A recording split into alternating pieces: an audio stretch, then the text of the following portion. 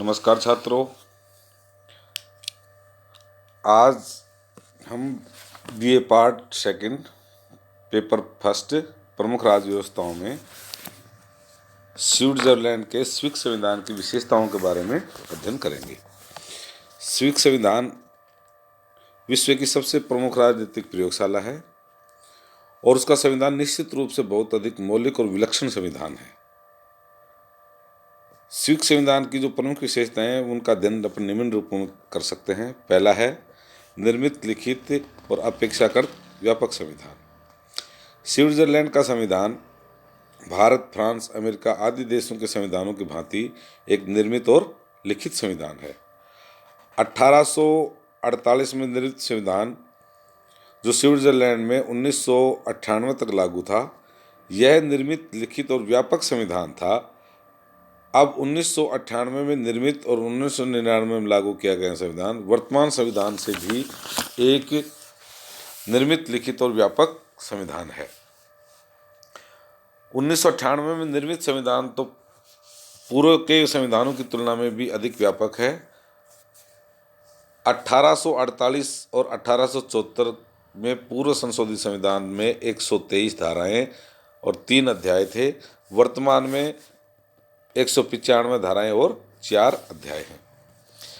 Switzerland के संविधान के इस अपेक्षाकृत बड़े आकार के 2 कारण हैं। पहला कारण है इसमें अनेक प्रकार के विषयों का उल्लेख किया गया जिसका वास्तव में कोई संवैधानिक महत्व नहीं है। उदाहरण के लिए बता दूं, मछली मारने, शिकार खेलने, जुआ खेलने आदि विषयों का भी संविधान में उल्लेख किया गया। दूसरा, इसमें संघीय सरकार के अधिकारों तथा संघीय व कैंटनों की सरकारों के बीच विधायी तथा प्रशासकीय अधिकार क्षेत्र के विभाजन का वर्णन अत्यधिक विस्तार से किया गया।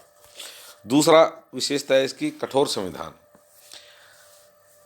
स्विस संविधान एक कठोर संविधान है।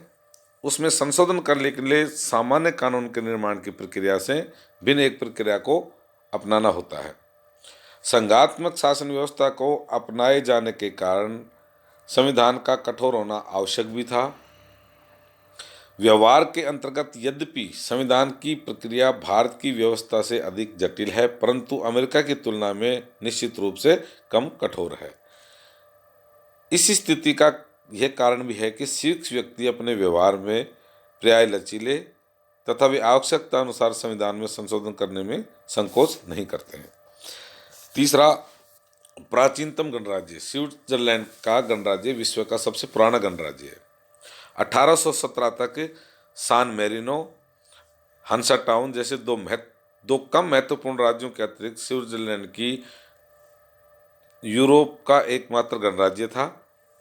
यूरोप और एशिया में प्राय सभी देशों में जब स्वेच्छाचारी और निरंकुश राजाओं का शासन था, उस समय भी स्विट्जरलैंड के समस्त कैंटनों में लोकतंत्रात्मक गणराज्य स्थापित था। वहाँ की जनता को पर्याप्त अधिकार प्राप्त थे जिसके आधार पर वह शासन तथा शासनाधिकारियों पर पर्याप्त नियंत्रण रखती थी। चौथी विशेषता है प्रत्यक्ष लोकतंत्र और उसके साधन। स्विट्जरलैंड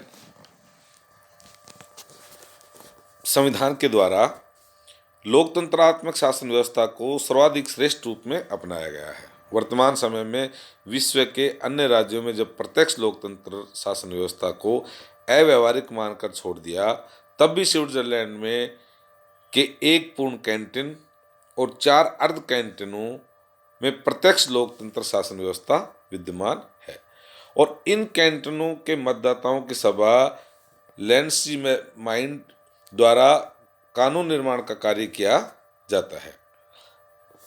तो ये प्रत्यक्ष लोकतंत्र है और उसके लोकतंत्र के साधन इसमें अपनाए गए हैं।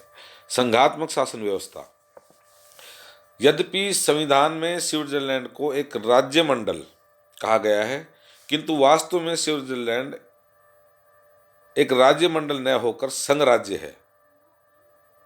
स्विस संविधान में संघात्मक शासन के सभी प्रमुख लक्षण लिखित और कठोर संविधान, संविधान द्वारा राज्य और इकाइयों में शक्ति विभाजन, संघीय न्यायपालिका, राज्यों की नागरिकता और संघीय व्यवस्थापिका के द्वितीय सदन के सभी इकाइयों को समान प्रतिनिधित्व की व्यवस्था की गई है। छठी है उत्तरदायी दर्शन पर आधारित संविधान।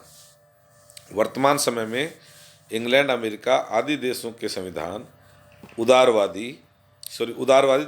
उदारवादी या व्यक्तिवादी दर्शन पर आधारित हैं, तो पूर्व सोवियत संघ या चीन आदि देशों के संविधान समाजवादी दर्शन पर हैं। स्विट्जरलैंड के संविधान पर उदारवादी दर्शन का भी प्रभाव है। संविधान का मूल दर्शन यही है कि जीवन के सभी क्षेत्रों में नागरिकों को अधिकतम संभव सीमा तक स्वतंत्रता प्राप्त होनी चाहिए और राज्य के द्वारा कम से कम हस्तक्षेप किया जाना चाहिए। यद्यपि वर्तमान समय में स्विट्जरलैंड में भी राज्य के कार्य क्षेत्र के संबंध में लोक कल्याणकारी प्रवृत्तियों का विकास हो रहा है, लेकिन मूल विचार ये है कि नागरिकों को आर्थिक क्षेत्र में अधिकाधिक स्वतंत्रता प्राप्त होनी चाहिए। सातवां है संसदात्मक और अध्यक्षात्मक शासन व्यवस्थाओं का समन्वय। सामान्यतः ऐसा समझा जाता है कि प्रजातंत्र में या तो ब्रिटेन जैसी संसदात्मक व्यवस्था को अपनाया जा सकता है या फिर अमेरिका जैसी अध्यक्षात्मक व्यवस्था को अपनाया जा सकता है, लेकिन स्विट्जरलैंड की शासन व्यवस्था एक अपवाद है, क्योंकि यह न तो पूर्णतः संसदात्मक सिद्धांत के अनुकूल है और न ही अध्यक्षतात्मक सिद्धांतों के। स्विट्जरलैंड में व्यवस्थापिका संघीय संसद और कार्यपालिका संघीय सरकार परस्पर संबंधित हैं, लेकिन इंग्लैंड के समान कार्यपालिका व्यवस्थापिका के प्रति उत्तरदायी नहीं है और व्यवस्थापिका कार्यपालिका को पदच्युत नहीं कर सकती है। इसे अध्यक्षात्मक शासन व्यवस्था की भी को नहीं कहा जा सकता, क्योंकि इसमें अमेरिकी शासन के समान शक्ति विभाजन भी नहीं अपनाया गया है। स्विस संविधान द्वारा संघात्मक और अध्यक्षात्मक दोनों ही प्रकार की शासन व्यवस्थाओं के मूल गुणों को ग्रहण कर एक नवीन शासन व्यवस्था को जन्म दिया। आठवां है बहुल कार्यपालिका। कार्यपालिका संगठन की दृष्टि से एकल होनी चाहिए, जिससे उसके द्वारा शासन व्यवस्था के संचालन का कार्य कुशलतापूर्वक किया जा सके। किंतु स्विट्जरलैंड में कार्यपालिका शक्ति 7 सदस्यों की एक संघीय सरकार को प्रदान की गई है और संघीय सरकार के इन 7 सदस्यों की शक्तियां बिल्कुल समान हैं।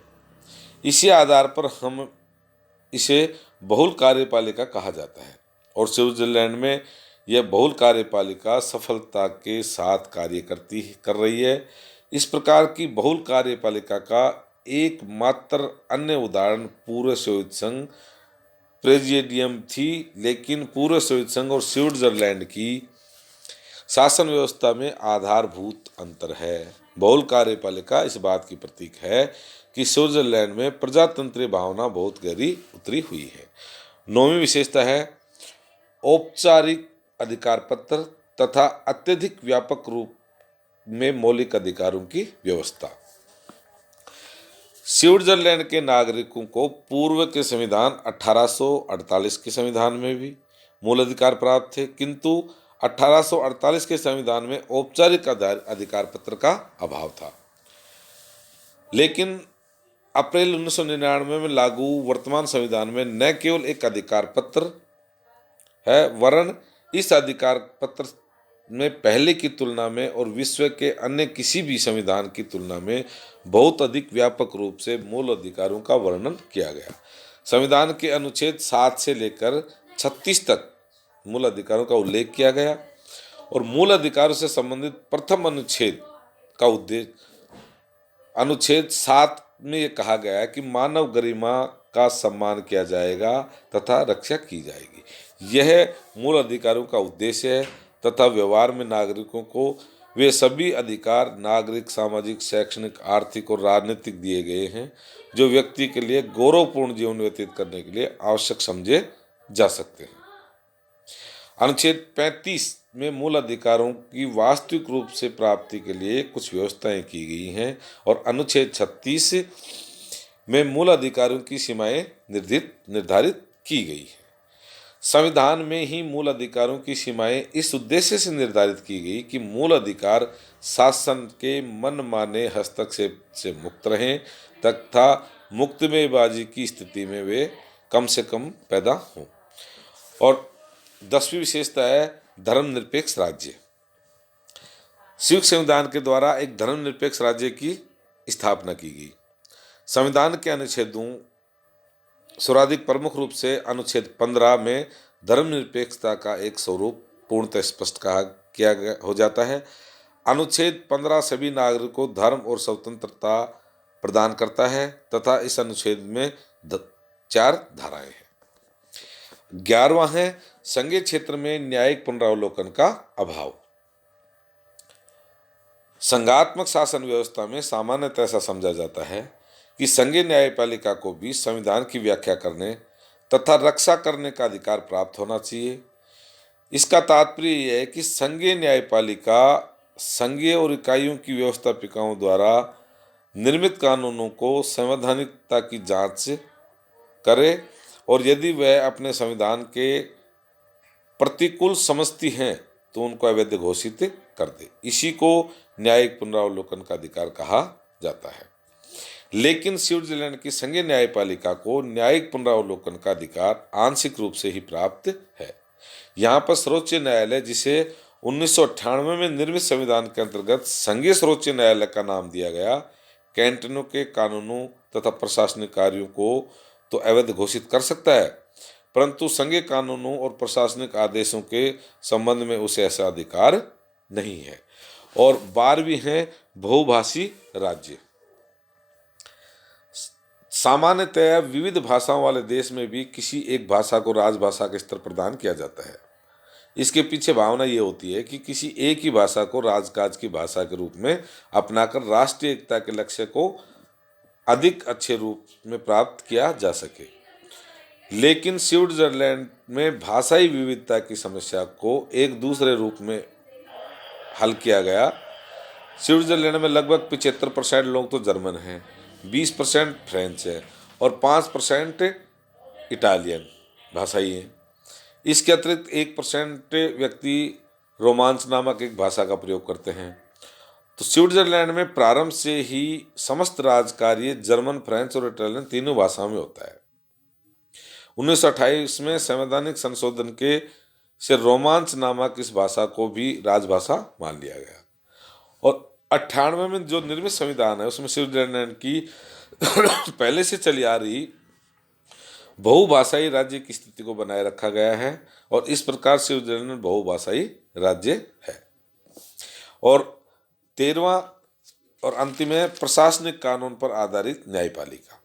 स्विट्जरलैंड में इंग्लैंड की विधि के शासन की व्यवस्था को नहीं बल्कि यूरोपीय महाद्वीप के अन्य देशों की प्रशासकीय कानून की व्यवस्था को अपनाया गया, जिसके अंतर्गत जनसाधारण तथा प्रशासनिक कर्मचारियों के लिए पृथक पृथक न्यायालय होते हैं। डाइसी और अन्य ब्रिटिश लेखक प्रशासकीय कानूनों और न्याय व्यवस्था को नागरिक अधिकारों पर एक आघात समझते हैं, परंतु यदि न्यायाधीश निष्पक्ष हो तो इस प्रकार की न्याय व्यवस्था को दोषमुक्त रखा जा सकता है। अनेक बार तो प्रशासकीय कानूनों और न्यायालय की व्यवस्था नागरिक अधिकारों एवं स्वतंत्रताओं की ओर अधिक अच्छे प्रकार से रक्षा कर सकती है। तो वस्तुतः कह सकते हैं कि स्विट्जरलैंड उदारवादी आदर्शों और लोकतांत्रिक व्यवस्था का सर्वश्रेष्ठ प्रतीक है। ये थी स्विट्जरलैंड के संविधान की विशेषताएं।